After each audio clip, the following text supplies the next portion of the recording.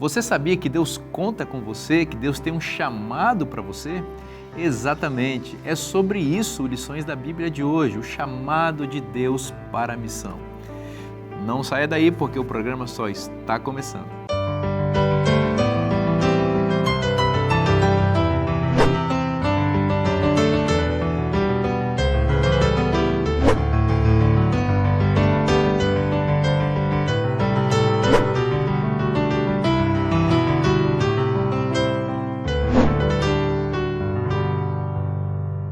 Este é o Lições da Bíblia, o nosso encontro semanal de estudo profundo da Palavra de Deus. E olha que está profundo mesmo, porque nós estamos nos deliciando assim com as riquezas da Palavra de Deus e descobrindo que a missão, o plano de redenção de Deus é o grande fio condutor de toda a Bíblia. Então, se a gente quer entender a Bíblia, a gente tem que entender o plano de amor e de salvação de Deus. E eu estou aqui nessa temporada na companhia de bons amigos que deixaram suas atividades, estão aqui conosco para compartilhar aquilo que eles têm a dizer sobre esse tema tão importante. Aqui, à minha direita, o pastor Antônio Tavella. Tavella, bem-vindo mais uma vez. Muito obrigado, meu amigo, pastor Vinícius. Aproveito para cumprimentar os meus colegas aqui, que a gente está avançando aí nos programas, a gente vai se ajustando, né? E eu quero mandar um abraço. Eu tive o privilégio de trabalhar num seminário e pude dar aula para vários alunos que hoje já são pastores. Então, um abraço para os meus ex-alunos que são pastores espalhados aí pelo Brasil. Muito legal. Aqui à minha esquerda o pastor André Flores. Pastor André, mais uma vez, seja bem-vindo, amigo. Obrigado, Vinícius. Para mim é um prazer, né? Já é a terceira semana, é isso? Exatamente. Que a gente está junto aí, aprendendo junto, né? Com os colegas, Mateus, Tavella também. Muito bom estar aqui no programa. Bom demais. Pastor Mateus Tavares, bem-vindo, irmão, mais uma vez, bom ter você aqui. Obrigado, eu que agradeço mais uma vez a oportunidade de a gente estar junto e abrir a palavra de Deus sempre é enriquecedor para a gente. Amém. Vou pedir para você fazer oração para a gente. Por favor. Nosso Deus, nosso Senhor, nós te agradecemos porque vamos abrir a Tua palavra agora e vamos poder estudar sobre ela. Amém. Fala ao coração da gente. Toque no coração de cada um daqueles que nos acompanham em suas casas, em seus lares, para que a Tua palavra seja poderosa na vida de cada um deles também. Amém. Em nome de Jesus. Amém. Amém. Deus tem um chamado para todos nós.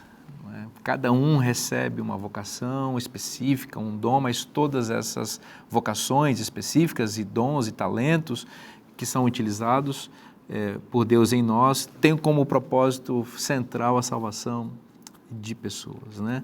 E essa salvação, pastor André, não era para uma geografia única e específica. Deus pretendia e pretende alcançar toda a humanidade, não é? O projeto de Deus sempre foi com pessoas, com famílias, e abençoando pessoas, famílias, depois Israel como nação, depois a igreja, como continuidade desse plano, para que por meio desses instrumentos a humanidade toda fosse alcançada. E todo o projeto que fosse na contramão disso era entendido e é entendido por Deus como arma do inimigo. A gente viu isso em alguns momentos da história. A lição dessa semana vai tocar, por exemplo, na história da Torre de Babel, que me parece ser um exemplo disso. Suas palavras iniciais, impressões iniciais, André, sobre esse tema do chamado de Deus para a missão. Vinícius, me chama a atenção que o verso, né, que a lição traz para memorizar, diz assim: mas vocês vão receber poder ao descer sobre vocês o Espírito Santo. E então, vocês vão ser minhas testemunhas, né? Tanto em Jerusalém, que era o quintal da casa deles, né? Como em toda a Judéia, e aí vai expandindo até Samaria, chegando até os confins da terra. Esse chamado de Deus para a missão, para evangelizar, é tão interessante que no ser humano, no coração do ser humano, eu digo ser humano assim, aqueles que são crentes, que estudam a Bíblia, que buscam a Deus, cristãos, né, enfim, existe no coração humano aquela tendência de buscar saber quando que Jesus vai voltar. Né? Se falta pouco, se falta muito. Não era assim diferente lá nos dias de Jesus, tanto é que no contexto imediato ali de Atos capítulo 1, versículo 8, que é esse texto que eu mencionei agora há pouco, Jesus está dando as últimas instruções antes de ascender aos céus, né? E aí eles perguntam, mas Senhor, então vai ser esse o tempo que o Senhor vai restaurar e tal, Israel e assim por diante? E Jesus olhou para ele e disse assim, olha, não compete a vocês, né, saber os tempos ou épocas, né, que o Pai reservou para a sua exclusiva autoridade. Agora vocês vão receber poder ao descer sobre vocês o Espírito Santo. Vocês vão ser minhas testemunhas. E dentro do contexto imediato, Jerusalém, Judeia, Samaria, até os confins da terra. Essas perguntas, elas não são... essa pergunta não foi única, lá em Mateus 24, eles perguntaram também, Senhor, quando vai vir? Ele disse assim, o Evangelho vai ser pregado em todo mundo. Então esse é o grande sinal, né? Mateus 24, 14. Ou seja, a pessoa e a presença do Espírito Santo conosco e em nós, como Jesus disse lá em João, no capítulo 14, né? Ele vai estar com vocês, está com vocês, mas estará em vocês, é o grande ponto propulsor da missão. E quando a gente pensa no ambiente geográfico, como você mencionou ali no início, né? A missão em Jerusalém é o quintal da minha casa, né? O meu vizinho, o meu colega de trabalho, estou sendo eu instrumento nas mãos do Espírito Santo para testemunhar essa pessoa, sendo que testemunha também, né?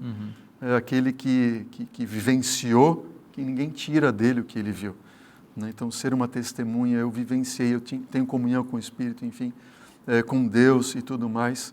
E aí você vai seguindo, né? A Judéia, um contexto um pouquinho mais distante, Samaria, os rejeitados, né, que eram para eles nos tempos de Cristo Jesus, até os confins da terra, né? Esse ponto de vocês vão ser minhas testemunhas. Quando? Quando vocês receberem o poder do Espírito Santo. Acho interessante esse ponto de testemunha, porque traz para a gente mais uma vez um conceito que eu acho que a gente tocou aqui nas semanas passadas, que é o conceito da experiencial, né? Porque a gente fica muito na transmissão da informação, né? Exatamente. Da teoria, no cognitivo, exatamente. E a gente às vezes peca muito nisso, né, Mateus? A gente acha que a missão é transmitir uma informação, né? Exatamente. Pega o tijolão da informação, pá, coloca na pessoa, né? Claro que a informação tem a sua parte, o seu conceito, nós estamos aqui conversando, né, de conceitos, mas o cristianismo, ele é uma religião da experiência, a gente não pode esquecer isso.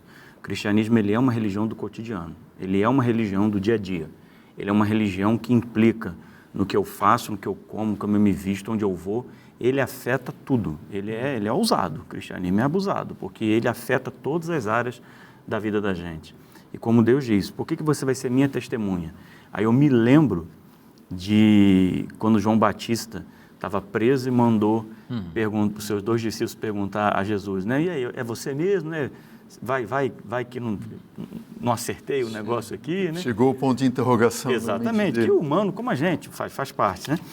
E Jesus então não respondeu nada, né? Simplesmente foi lá, curou o cego, acertou outro negócio, curou e virou para os 2 discípulos dele e disse assim, vai lá e fala para João o que vocês viram e ouviram, ou seja, testemunharam, né? Fantástico. Então, ser as minhas testemunhas, né? Ou seja, a experiência que você teve com Deus, você compartilha.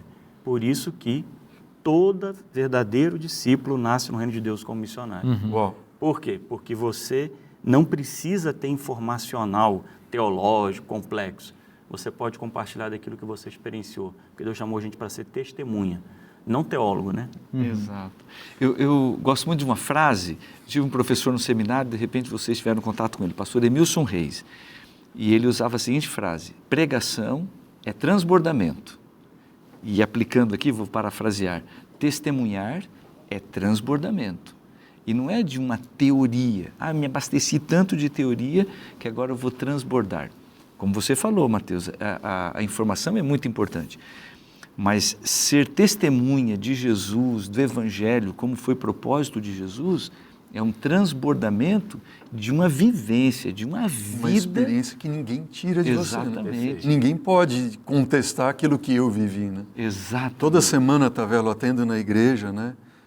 Casais, famílias que estão, relacionamentos rompidos e problemas e tudo mais, atendo a esposa, o esposo, aconselhamento familiar, né, aconselhamento matrimonial. E eu sempre falo assim, olha, eu acredito na transformação. Amém. Porque eu vivenciei os meus pais com uma vida destruída, a ponto de se separar quando era jovenzinho, tinha ali meus 12, 13 anos. Nunca vou me esquecer o dia que meu pai falou assim, olha filho, papai vai sair de casa. Tal. Nossa, aquilo partiu meu coração da gente. Né? Nossa, só de falar eu me emociono de lembrar, né, o sentimento que a gente tem, puxa, o pai está indo embora, nossa, como vai ser? E por mais que ele tentasse dizer assim, né, não, mas o pai vai estar com vocês vão lá visitar o pai. Né? Eu me lembro como se fosse hoje, quando ele foi buscar a gente na escola, eu e o meu irmão, entende? Sentamos atrás no carro e o pai começou a conversa. Nunca vou esquecer. Mas foi naquele contexto que a minha mãe recebeu um convite para estudar a Bíblia de uma amiga dela. Nem era amiga, uma conhecida, entendeu? Num contexto assim, muito, muito singular, né? Enfim, e aquilo ali mudou a nossa vida, mudou a vida. Meus pais, acho que esse ano completaram 56 anos de casados. Imagina. Amém. Então, nunca separaram. Aprenderam a superar as dificuldades, né? Vivem e tal. Então, eu acredito, né? É aquilo que eu vivi, ninguém tira da gente, né? Então, olhar nos olhos das pessoas e dizer assim, olha, esse Cristo que eu estou apresentando para você, ele é real. Mudou a minha vida. Mudou a minha vida, da minha família, tem transformado, tem mantido o meu lar, a minha família. Então, isso não tem preço. É o maior argumento que eu acho que a gente tem é essa testemunha, né? Exatamente. E esse é um argumento que não tem como contestar. Você pode contestar uma doutrina, um conceito, mas você contestar um testemunho de uma pessoa dizendo, eu experimentei, a glória de Deus se manifestou na minha casa, trouxe restauração na minha vida, na vida dos meus pais. Esse é o grande sermão, esse é o grande argumento a favor do Evangelho. E você tira Deus da esfera do conceito, ou seja, do abstrato, da teoria, do distante, e você traz Deus para a esfera do real, né? Entendeu? Isso é encarnação, né? Amém. Quando você é testemunha, você está encarnando o Evangelho na sua vida, né? E às vezes quantas pessoas, né, passam a vida, eu lembro do meu menino, ele vai estar ouvindo isso aqui, vai morrer de vergonha, né? Mas ele era pequeno e ele tinha ouvido a história de Samuel. E aí um dia, a gente chegou em casa e ele estava na varanda assim, Deus, eu quero ouvir, por que você não fala comigo? Por que você não fala comigo? Coisa e tal. E a gente achou assim, como pai, né? Pai acha tudo que o filho faz, vai lá e tira foto, né? Mas assim, para a gente foi um negócio muito importante, muito forte, porque a gente viu assim a sinceridade daquela criança querendo ter um encontro com Deus. Aí depois eu fui conversar com ele, explicar que ele podia sim ter um encontro com Deus, né? Enfim. Mas porque às vezes a gente, por não ter esse encontro com Deus da missão, com Deus que vem, com Deus que nos busca, com Deus que quer se revelar, a gente acaba deixando isso de segundo plano como se não fosse importante. Verdade. E vida cristã sem encontro com Deus é o quê? Não é nada. Vazio. Entendeu? É um vestibular? Isso. Entende? Que eu vou aprendendo o conceito, né? Isso. Isso é verdadeiro? Muito árido. Exatamente, não? E aí quando Deus chega é o real. tempo da prova, da dificuldade, tipo assim, ninguém suporta se você não teve uma experiência real com Isso Cristo aí. Jesus. Sabe qual é o texto que eu lembrei da Bíblia agora? Aquele que quando Pedro fala assim, vós sois nação santa, sacerdócio real, povo de propriedade exclusiva de Deus, a fim de proclamardes as virtudes daquele que fez o quê? Vos chamou das trevas para a sua maravilhosa luz. Então, ou seja, aquele que esteve longe, distante de Deus nas trevas, e teve um encontro com Jesus, ou seja, foi trazido à luz de Cristo, proclamem isso. Exatamente. Fale sobre isso. E lembre, sejam testemunhas disso, né? Aquele que mais pecou, o que mais deve, o que mais errou, também é o que mais amou. Sim. Palavras de Cristo. Né? Sim. Então, qualquer pessoa chamada por Deus, ela pode ser uma testemunha. E Deus transforma situações ruins em bênçãos. Quando eu lendo a Bíblia, há muitos anos atrás, lendo a Bíblia, eu cheguei em Tiago, quando chega no Tiago capítulo 1, verso 13 a 17, que diz, Deus não faz o mal, Deus não tenta ninguém. Aquilo dali foi pensa na libertação, assim, na cabeça foi aquele negócio. Porque você fica, né? Mas né, será que isso aqui, Deus está fazendo mal na minha vida, fazendo aquilo, coisa e tal? A Bíblia diz, Deus a ninguém tenta, Deus não faz o mal, porque aquilo que Deus faz é para o bem. Igual Torre de Babel, que a gente vê, né? Uhum. É estranho o que eu vou dizer, mas quem confundiu as línguas? Foi Deus. Foi Deus. Foi Deus que confundiu as línguas. Mas qual o propósito? Por quê, né? Eu estava vendo um meme esses dias, até engraçado, um amigo me mandou, o meme cristão, né? Botaram a Torre de Babel e falaram assim, por causa desses camaradas, agora eu tenho que aprender inglês. botaram assim. Muito boa. Mas foi, porque assim, Deus, quando confundiu as línguas, Ele não confundiu para o mal. A intenção daquelas pessoas unidas, estavam unidas, mas estavam unidas com um propósito ruim. Lembra que a gente falou na outra semana, né? De que o Evangelho eterno, ou seja, o fim, altera o que eu estou vivendo aqui agora, né? O fim me dá razão, é por isso que a gente chama de sentido, né? Para onde eu vou. Então, o fim me altera isso daqui. Então, aquelas pessoas reunidas ali, estavam unidas? Estavam. Mas a união, como um valor secular, ou seja, um valor separado, não é nada na Bíblia. Uhum. Você entendeu? Não basta estar unido. Eles estavam unidos Com em uma rebeldia. motivação errada. Perfeito. É igual que a gente fala. Não é o que eu faço que importa, mas por que eu faço o que eu faço. Perfeitamente. Tem uma citação assim que eu guardo muito na minha cabeça que diz, nós precisamos saber os motivos que nos levam à ação. Eu guardo isso muito na minha cabeça. Porque não é só união. Eu amo. Não é só amar. Que tipo de amor? Qual é o motivo, o objetivo? Que te leva a isso. Exatamente. Que é a questão para mim da Torre de Babel. Ou seja, eles estavam unidos, mas estavam unidos com um propósito ruim. errado. E Deus foi lá e corrige a direção. E é interessante que ali Deus, né, multiplica as línguas, né? Como você disse, todo mundo falava uma língua só, passaram a falar vários idiomas, e hoje a gente tem que aprender russo, alemão, chinês, né?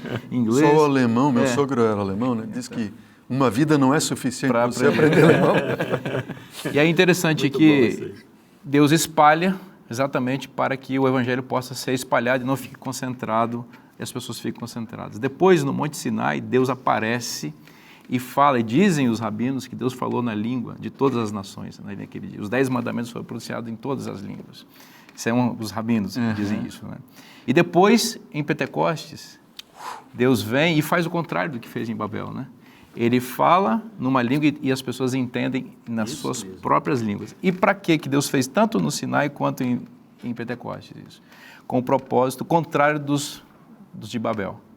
Espalhar o Evangelho para o mundo inteiro. Então, em Israel, com o Sinai, o mundo foi evangelizado com os 10 mandamentos. E em Pentecostes, depois, cheio do poder do Espírito, o mundo foi evangelizado por aquelas pessoas que receberam o poder do Espírito de Deus. Exato. Então, é unir com propósito bom, unir com propósito contrário de Deus, aí não vale a pena. A gente vai fazer um intervalo agora bem rapidinho. Eu espero que você aproveite o nosso intervalo, que é uma bênção, e volte aqui para a gente continuar estudando, tá bom? É rapidinho.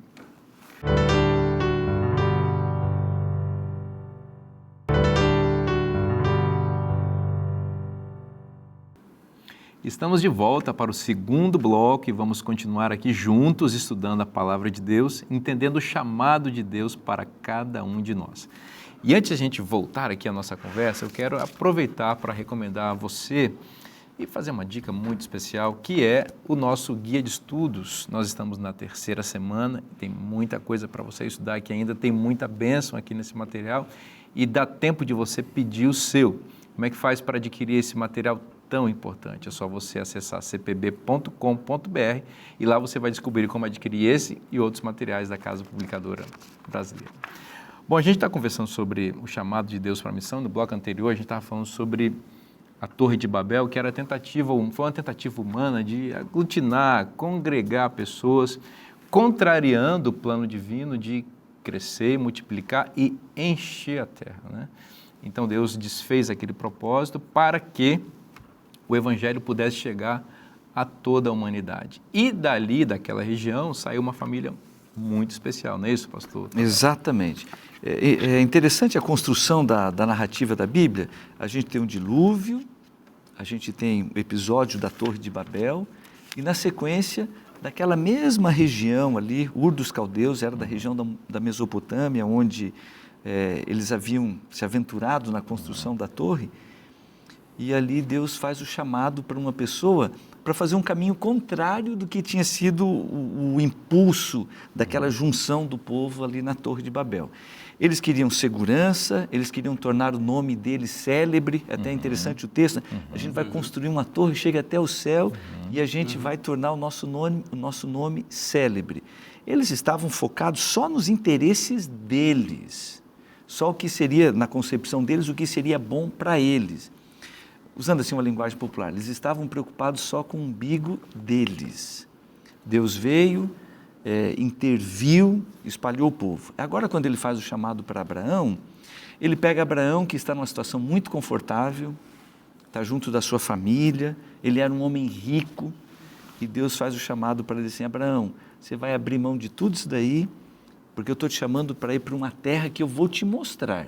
Ele nem falou onde era a terra, não falou o que ele iria encontrar lá, ele fez um chamado. Junto com o chamado que Deus fez para Abraão, vem uma frase que acompanha o chamado de Deus para nós hoje.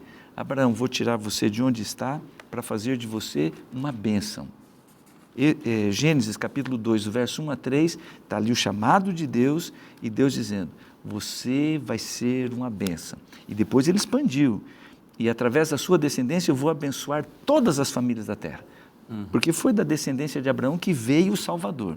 Mas eu quero destacar essa primeira frase. Estou tirando você de onde você está, dessa situação muito confortável, vou te mandar para um lugar que você nem sabe onde é, apenas confie em mim porque eu vou com você e eu quero fazer de você uma bênção.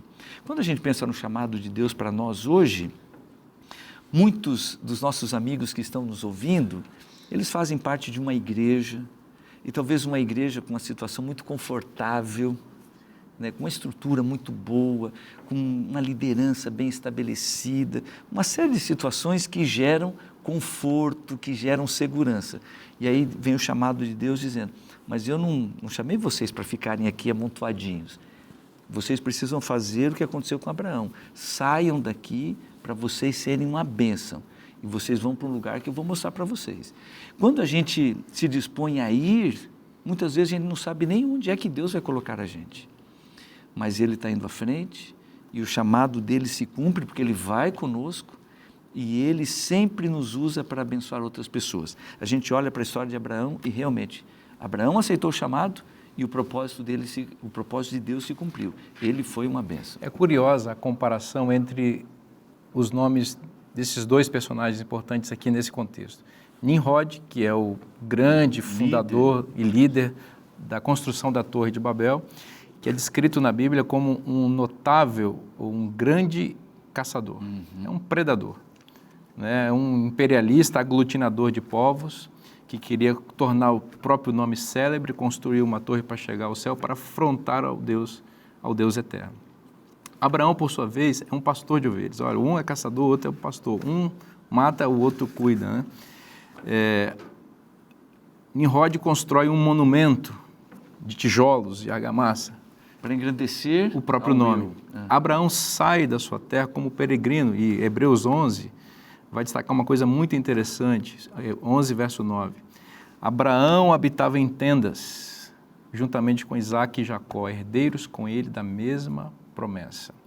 Então veja, a tenda e o monumento, né? São duas maneiras diferentes de residir, né? Que expressam dois modos de vida. Um é fixado na terra, fixado nas esperanças da terra, a terra é meu lugar, aqui é meu reino, aqui é o lugar, e o outro tem uma promessa, tem uma esperança, e ele vai morar em tendas porque ele é um peregrino, em busca daquela esperança. Está em movimento. Exato, está em movimento. Respondendo ao chamado de Deus. A igreja de Deus não é monumento, a igreja de Deus é movimento. Quando nós nos tornamos monumento, ou seja, nós achamos que está tudo bem, que nós somos os tais, que a nossa salvação já está, entre aspas, garantida e que não precisamos nos preocupar com mais nada, não precisamos nos preocupar com o próximo, com as pessoas, com a pregação do Evangelho, está tudo certo com a gente. Rico estou e de nada tenho falta, nós nos tornamos um monumento para ser aplaudido como os fariseus. Rico estou e de nada tenho falta. E está completamente perdido. É o estado laodiceano. Eu diria que o estado laodiceano é um estado monumental, sabe, de glória humana. A igreja de Deus não é monumento, é movimento. A gente sai, é uma igreja em saída, é uma igreja em busca de Deus e das pessoas que Deus quer salvar. Como a gente age como se Deus quisesse monumentos. Eu vou voltar eu tomo muito cuidado quando eu falo isso para as pessoas não entenderem mal, assim, mas não deixe de ser uma idolatria. Entende? Porque eu estou criando um monumento que a gente está falando, não estamos falando contra prédio nem edifício. Não, claro que isso. Claro, né? Monumento no sentido da atitude nossa, né? Da zona de conforto. A gente está criando esse monumento existencial que não deixa de ser um ídolo. E às vezes eu fico pensando, a gente ouvindo essa história de Abraão, que a gente pode pensar assim, mas Deus então não quer que eu seja feliz, né? Porque estou bem, estou na minha zona de conforto, estou com a minha família. E Deus só fica mandando espalha, espalha, espalha, vai, sai, né? Avança, né? Se você pensar da Arca de Noé, eles se juntaram na Arca de Noé e toda a família tinha terminado no dilúvio, então o sentimento natural é da gente ficar junto, a gente quer ficar junto. Abraão estava ali com a sua família, o sentimento é você querer ficar junto com a sua família, né? Então, e Deus fala, não, agora você sai. Só que é uma frase que foi colocada aqui que diz, você vai ser uma bênção ao mundo inteiro, né? Ser tu uma bênção. Ou seja, Abraão sai da sua família, deixa a sua família para poder abençoar a sua família que ele deixou. Exatamente. Ou seja, a atitude de saída de Abraão não é uma atitude de abandono daquela família. Deus não abandonou a família de Abraão. Mas Deus leva Abraão para fora, ou seja, tira Abraão da sua zona de conforto, para que Abraão mesmo fosse um retorno de bênção para a família que ele havia deixado. Então, quando Deus nos chama para a missão, Deus nos provoca para a gente sair da nossa zona de conforto, é bênção para a gente e para as pessoas que vão estar ao nosso redor, inclusive os que ficam em algumas Muitos situações. séculos depois, um descendente de Abraão, Daniel, vai para a Babilônia evangelizar o rei da Babilônia. Pronto. Fantástico, né? É. Eu pensando aqui em Abraão, né? Quando Deus chama ele e declama aquelas 7 bênçãos, né, sobre ele, né? Eu vou te fazer uma grande nação, eu te abençoarei, em ti serão benditas todas as famílias da terra, ser tu uma bênção, né? Essa que está lá no topo, assim. Mas quando a gente olha para a história de Abraão, não foi fácil, né? Você começa saindo do conforto, saindo do lado daqueles que você ama, dos teus parentes, teus amigos, da tua cidade, e enfim. E quando a gente vê Gênesis 12, né? E Abraão saiu e foi, e um pouco mais adiante diz assim, e ele chegou no lugar, e Deus disse assim, Paulo, essa é a terra que eu vou te dar. Eu disse, Senhor, que bom, estou aqui na terra, maravilha. Então aqui que o Senhor vai me dar bênção, aqui que o Senhor vai me dar filhos e tal, e tal, e tal. E ele diz, havia grande fome naquela terra. Oh, misericórdia, como assim, né? Então Deus me trouxe. Então, quando a gente olha esse aspecto, eu vejo, né, olhando para a minha vida, se eu for olhar para trás, assim, ver como Deus tem dirigido, né, a minha vida, enfim, da minha família, e olhando para Abraão, e não é diferença a vida de cada um de nós, daqueles que nos assistem também, que quando Deus nos chama para abençoar, Deus está nos chamando para nos abençoar. Então, o chamado para abençoar é o chamado de Deus para nos abençoar. Porque mais feliz, disse Jesus, é aquele que dá do que o que recebe. E pensar que em ti serão benditas todas as famílias da terra. Imagina quando chega em Gênesis 22. Daí Deus disse assim, Abraão, filhão, teu filho, teu único filho, aquele a quem você ama, eu quero que você sacrifique ele para mim. Como assim? Né? Então, dentro das lutas que a gente passa na vida, o que Deus permite que nós passemos na vida, é Deus obrando para o bem porque Ele nos ama. Amém. Todas as coisas Ele está trabalhando. Ele está trabalhando em todos os momentos para nos fazer crescer, para nosso caráter se tornar mais semelhante ao caráter de Jesus, de amor, menos centrado no eu, mais voltado para o outro, né? Eu fico pensando hoje, eu sou um pregador do Evangelho, né? E eu agradeço a Deus porque, ao ser um pregador, Deus está me salvando. Amém. Deus está me salvando. Exatamente. É a manifestação da graça. É a dele. manifestação da graça. Quando a gente pensa Deus falando, né, seja você uma bênção ao mundo inteiro, né, o chamado de Abraão, aquilo que você estava colocando, né, Abraão não recebe um chamado para ele ser abençoado simplesmente, que é muito colocado hoje em dia, né? A gente ouve muito isso, não, você vai receber um chamado para você receber a bênção de Deus, então a gente vai para receber. Deus chama Abraão, não, Abraão, você vai ser o canal pelo qual ou por quem eu abençoarei as pessoas que estiverem com você. Então, a missão, o chamado de Deus para a missão é algo extraordinário, porque não é simplesmente para você receber coisas, que esse é um sentimento ainda egoísta nosso, né? Não é simplesmente para você receber coisas, né? Então, Senhor me abençoa, me dê coisas, né? Isso é muito comum hoje, né? Exatamente. Mateus, a gente pensar, não, vem para cá, Jesus está aqui, Ele vai te dar e vai te abençoar. E que faz com que você se aglutine naquele lugar. E se feche. Exatamente. Não, vamos vir para cá, porque nós vamos receber a bênção, entendeu? Aí se você se fecha. Verdade. Aí Deus não, né? Deus fala, você está sendo chamado, porque através de você eu vou abençoar outras pessoas. Às vezes a gente pergunta, né? Mas como Deus vai abençoar o mundo? A nós aqui. Exatamente. Né? O Canais nosso de chamado, bênção. exatamente, é que nós sejamos canais de bênção de Deus na vida de outras pessoas. Outro nome para isso, missão. Missão. Uma observação que eu gostaria de fazer em cima do que o André mencionou. Abraão foi fiel a aceitar o chamado. E isso não nos isenta de ter provações, Lutas, né? de ter lutas, E de erros. enfrentar obstáculos e errarmos. Né? Na história de Abraão, teve fome ali na terra, ele foi para o Egito. E aí é uma mancha negra na história de Abraão. Ele chegando lá, Sara era uma mulher muito bonita e ele vai mentir porque ele tinha medo de que o faraó mandasse matá-lo para poder ficar com Sara. E ele diz que Sara era irmã. Era uma meia verdade, né? Porque Sara era meia irmã dele, mas é uma mentira. Faltou fé. Não, é pior, se você ler com atenção o texto, acho que em Gênesis 20, ele volta a mentir de novo. Mente duas vezes. Mas sabe o que é interessante? Aí quando o rei lá ia Gerar, fala com ele, por que você fez isso? Ele falou, não, eu sempre faço isso. Quando chego em várias cidades, porque a Bíblia registra as duas vezes, mas ele fala ali, não, eu sempre faço isso. Então é uma mentira contumaz. E a gente fica do medo. pensando, um homem, Pai da fé. Pai da fé. E a Tem gente, salvação para nós. Exato, tem esperança. Tem esperança para você e mim, para né? mim. E aí o ponto que eu quero destacar, o chamado de Deus para a missão não envolve pessoas perfeitas. Eu falo em tom de brincadeira, mas é uma verdade bíblica. Deus fez uso até da mula de Balaão. A mula de Balaão foi um instrumento na mão de Deus para transmitir um recado, porque Deus estava querendo salvar Balaão. Se ele usou a mula, se ele usou Abraão, com esse vacilo na fé, tem esperança para mim, tem esperança para os nossos amigos que nos acompanham, porque não é isso que nos impede de aceitar o chamado de Deus. Agora, nós somos santificados na missão. Amém. A gente não... fazendo, né, pastor? Exatamente. A gente não pode perder isso que você acabou de colocar, porque a gente tem essa ideia da santidade como um elemento estático, por questões culturais ocidentais, aí que não vale a gente entrar aqui agora.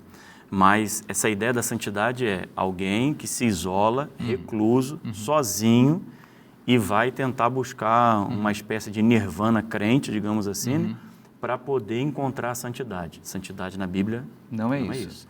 A santidade na Bíblia você encontra na missão, ou seja, serviço. no serviço. Enquanto você caminha, Deus está Aperfeiçoando. santificando e aperfeiçoando E você. eu me lembro, Mateus, que às vezes a gente encontra, né, pessoas assim, mas pastor, como é que eu vou fazer? Eu estou passando por esse problema, por aquele outro, eu não tenho tempo, eu tenho que resolver, estou com dificuldade.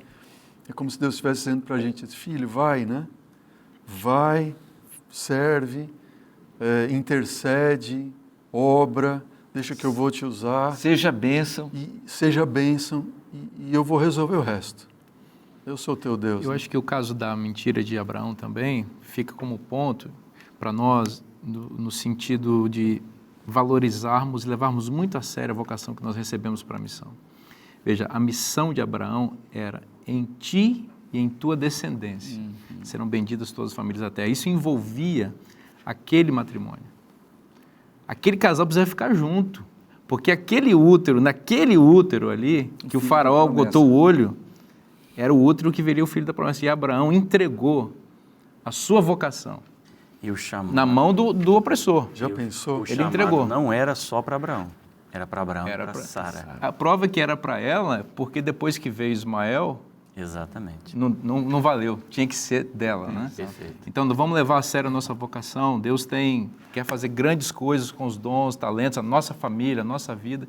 E tudo isso tem que estar integralmente na missão e santificado, como foi colocado aqui. A gente vai fazer um intervalo bem rapidinho para você respirar um pouquinho, tomar uma água, curtir as mensagens lindas que a Novo Tempo passa para você a cada intervalo e se preparar para voltar, porque o terceiro bloco volta com muita coisa legal para você. Não sai daí.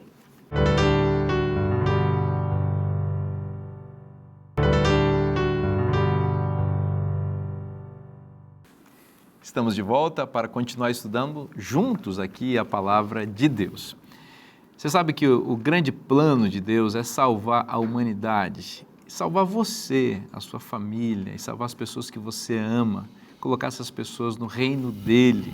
E o propósito dele inclui, obviamente, o plano dele é erradicar o pecado, que foi essa grande barreira, né, essa grande separação entre Deus e nós.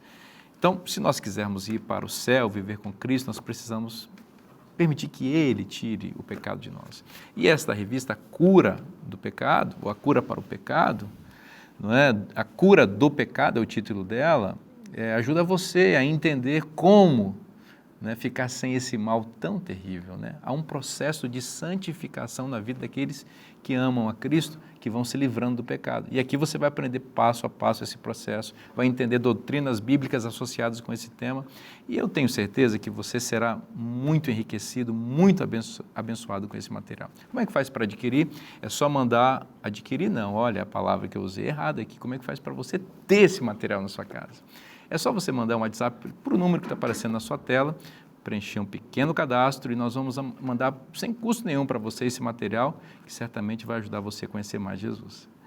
Tá certo? Fica a dica para você então. Vamos continuar estudando aqui. A gente está trabalhando sobre o tema da missão, estamos vendo episódios importantes da Bíblia em que Deus chama pessoas, tirando-as da sua zona de conforto, evitando com isso que essas pessoas acabem se perdendo, né? Porque quando Deus nos chama para salvar os outros, nós também somos salvos. E vamos dar um salto aqui, pastor Mateus, da história de Abraão para a história da igreja cristã primitiva, em que um processo de dispersão também aconteceu na cidade de Jerusalém. A lição faz esse salto, né? E a gente pode fazer a ligação, né? Tanto com Babel, com a dispersão, quanto com aquilo que Abraão aprendeu com a sua própria experiência de Gênesis 22, como a gente já mencionou aqui, né? Com Isaac, né? Do como Deus nos tira da nossa zona de conforto. Então, de certo modo, as provações, como a gente costuma usar essa linguagem, né? na nosso linguajar cristão, né? As provações, ou seja, as dificuldades que nós passamos na vida, elas são utilizadas por Deus, acho que é importante isso, elas são utilizadas por Deus para nos tirar da zona de conforto, né? Para nos mover para fora de nós. Acho que esse é um ponto, porque a zona de conforto, ela não tem tanto a ver com uma questão de felicidade. A gente não procura a zona de conforto tanto por felicidade. A gente procura a zona de conforto por segurança. O que o ser humano mais preza, a fundamentação dele de emoção, segurança, sentir-se seguro, né? Aí vem desde lá do bebezinho, coisa e tal, no colo da mãe, você se sentir seguro. Então, a zona de conforto, ela nos é importante, nós a criamos, porque a gente quer se sentir seguro, que é os muros, os mecanismos de proteção que aqui estão conosco. Então, Deus vem e nos tira disso, nos eu ia falar saca em espanhol, né? Nos tira disso e nos move para a missão. Foi o que ele fez com Abraão. Eu imagino Abraão, com todas aquelas características que a gente já mencionou aqui, né? Errando, mentindo, ou seja, tendo falhas, colocando em risco, né? Entre aspas, né? Porque Deus não corre risco nesse sentido, mas colocando em risco o plano da salvação, já que o chamado era para ele, para Sara, Abraão olhando para si, né? E aí, realmente sou o Abraão, né? O pai da fé, né? Essa perspectiva de, Senhor, ainda sou uma bênção, né? Ainda vou cumprir o chamado, né? E aí Deus pede o sacrifício de Isaac, Abraão não nega e Deus fala, Abraão, você não me negou o seu filho, ou seja, está evidenciado que você pode ser quem eu chamei você para ser. Não porque Abraão é um super-herói, não é a jornada do herói, né? Que passa uma situação e aí ele vê que ele é super poderoso, não é isso, mas é a jornada do Deus por trás de Abraão, né? Mostrando como Deus consegue, com essas situações, tirar Abraão da zona de conforto que ele estava, que pode nos parecer até desconfortável, mas era conforto, porque era a segurança de Abraão, e move Abraão para a missão. E Deus faz o que com a igreja primitiva? A mesma coisa. A igreja primitiva, ela tem um movimento, a igreja cristã ela tem um movimento, Jerusalém, Antioquia, Éfeso, Roma. São as capitais do cristianismo, né? Esses movimentos foram feitos por momentos de dificuldade. E o Evangelho expandiu. A primeira grande missão orquestrada, organizada da igreja é Antioquia.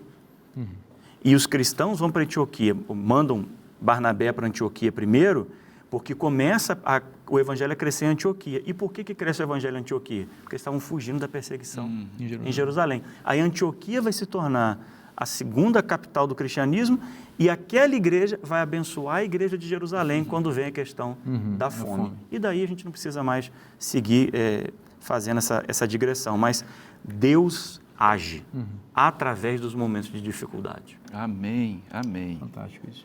Pastor, um acréscimo em relação a essa expansão da missão que Deus ele realizou, foi fazer a igreja primitiva entender que a salvação não era só para os judeus. Isso aqui já era um equívoco do abertura de mente, né?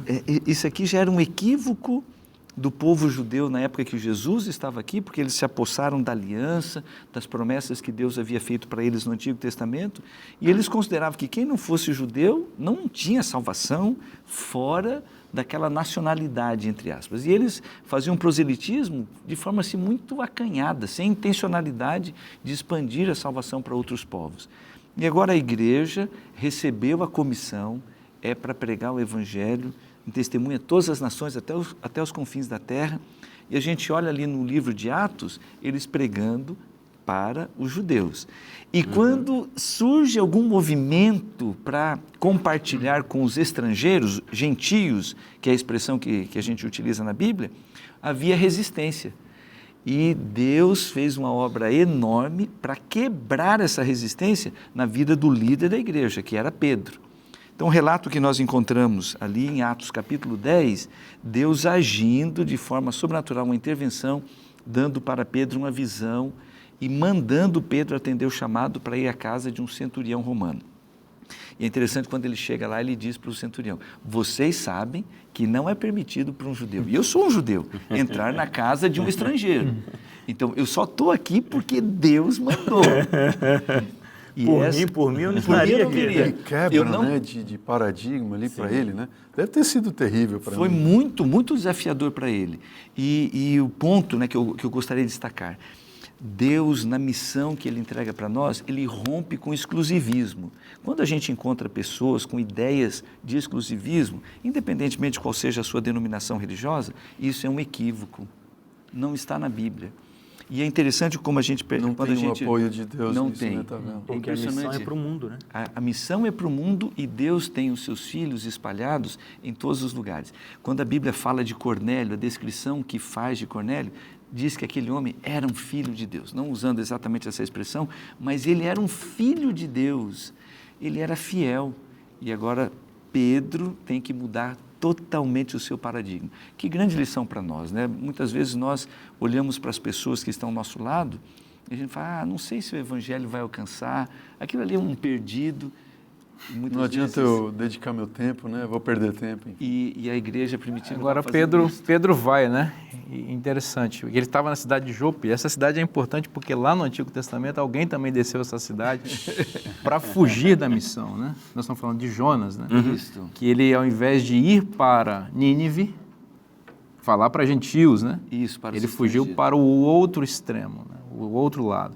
E aqui Pedro está em Jope e uma visão de Deus o faz ir para onde Deus havia mandado, mesmo que fosse alguma coisa estranha para ele. E que bom que ele aceitou o chamado. Ele aceitou e foi. O que chama a atenção aqui também nessa conversa, né, é que de novo a gente vê claramente que é Deus quem está orquestrando. Ele é quem está motivando, ou seja, de novo a origem, o impulsionamento da missão, né? Eles queriam ficar ali mais em Jerusalém, Deus tem que dar um cutucãozinho neles e tudo mais, né? Não, mas tudo bem, chegamos ali na Judéia e tal. Não, você vai... tá bom, Senhor, né? Não, tá bom, e Deus, dá de novo um cutucão, né? Ou seja, Deus, Ele sempre orquestrando e fazendo tudo para salvar. A missão é de Deus. Ponto final. E a gente tem o privilégio de participar. Uma ilustração que eu considero que é maravilhosa. A gente tem como título do livro de Atos, o título Atos dos Apóstolos. Aí um estudioso falou assim, escolher errado o título, deveria ser Atos do Espírito Santo através dos apóstolos. Atos de Deus usando a igreja. A missão é de Deus e a missão tem... Isso é uma coisa muito clara na Bíblia, especialmente no seu verso considerado áureo por muitos, né? João 3,16. Deus amou o mundo então, inteiro. Às vezes é difícil para um crente pensar nisso. O crente pensa, Deus ama a igreja. Deus me ama. Não, Deus amou o mundo. E por causa do amor que ele teve ao mundo, ele deu o seu filho, fundou uma igreja para salvar o mundo. Isso mesmo. Eu acho lindo, né, quando Paulo fala assim, já não tem mais judeu, nem grego, nem escravo, nem liberto, nem homem, nem mulher, nem ninguém. Se você aceitou Jesus, somos todos em Cristo, filhos de Abraão e herdeiros segundo a mesma promessa, né? Agora, quando a gente pensa, né, em Atos ali, encerrando, né, a lição dessa semana, também fala da missão em todo o mundo. Eu fico pensando, e como é isso hoje, né? Veja, hoje nós estamos aqui num programa de televisão que é veiculado a milhares e milhões de pessoas, alcança o Brasil, o mundo através da internet. E jamais, né? Acho que o ser humano imaginou que o Evangelho poderia ser pregado em todo o mundo, ou a todo mundo, a partir de um estúdio, né? Ou de um celular, que hoje você liga o celular e você está pregando para todo mundo. Né? Agora, o contraponto também é muito desafiador.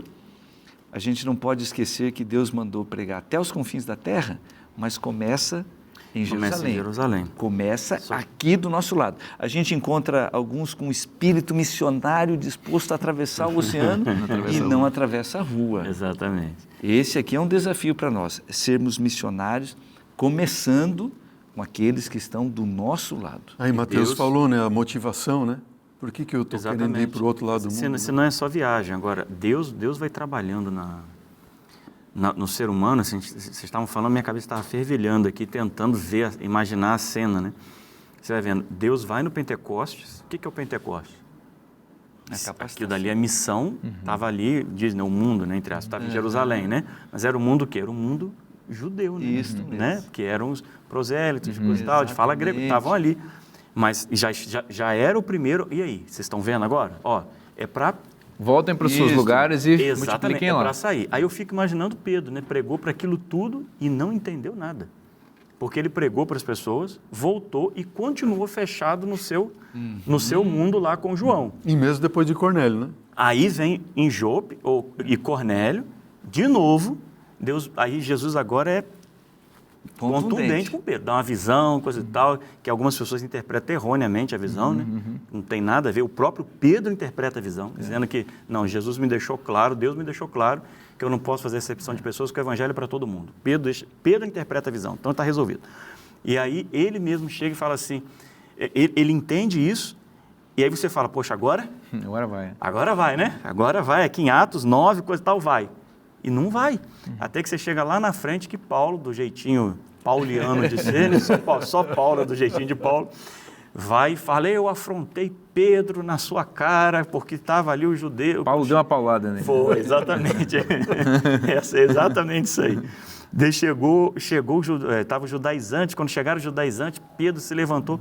Você percebe o seguinte, há uma chave na cabeça de Pedro que parece, pelo menos parece pelo que a gente viu, que não mudou, que é o que a gente chama de mentalidade missionária. Qual é a mentalidade missionária? É que a mensagem de Deus, ela é para toda e qualquer criatura, mas mais do que isso, eu me enxergo como missionário. A mentalidade missionária é quando eu enxergo que eu sou um missionário, que a minha vida é uma vida em missão. Quando eu enxergo que a minha vida é uma vida em missão, eu vou, como diz quinta-feira, eu vou começar da onde eu estou. Amém. Porque tudo que eu faço precisa ser para a missão. Não é que tudo que eu faço é missão, porque existe o propósito, lembra? Mas tudo que eu faço precisa ser para a missão. Ou seja, eu vou reconfigurar as coisas que eu faço a partir da minha lógica missionária, da mentalidade missionária. Você vê que o apóstolo Paulo, o maior peregrino missionário que a igreja cristã já teve, ele é fruto da perseguição. Na verdade, era a própria perseguição que ele promovia, né? estava promovendo, ocasionou na própria conversão dele, quando ela começou a se desenrolar ali, né? Deus está chamando a gente para trabalhar por Ele, para Ele, em favor da salvação de outras pessoas. E às vezes, as circunstâncias ruins da vida vão ser motores para nos levar a entender o nosso propósito. Está passando por um momento difícil. Eu sei que não é fácil, mas enxergue esse momento como uma oportunidade que você tem de sentir o amor de Deus e compartilhar o amor de Deus. Esse chamado para você está na Bíblia. E se está na Bíblia, é bom para você. Eu te espero na próxima semana. Que Deus te abençoe muito. Um forte abraço.